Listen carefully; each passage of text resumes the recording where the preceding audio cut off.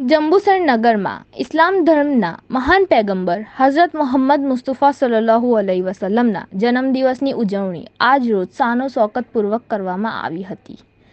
દર વર્ષની જેમ ચાલુ સાલે માજી ધારાસભ્ય Sanjaybhai Solanki, DYSP PL Chaudhari, PI AV Panamiya, PSI Rathwa સહિત પુષ્પગુચ્છ દ્વારા સન્માન કરાયું હતું।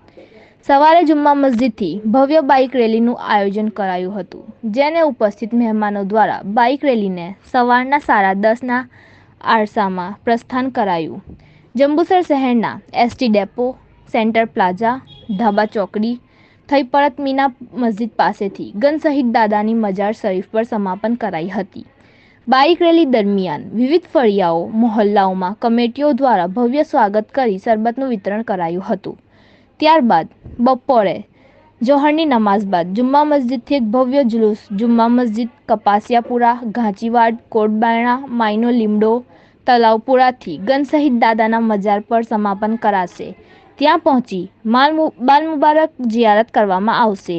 તદ ઉપરાંત સવારના સમયે શહેરની કેટલીક મસ્જિદોમાં સલાતો સલામ તેમજ દુઆઓ કરાવવામાં આવી હતી।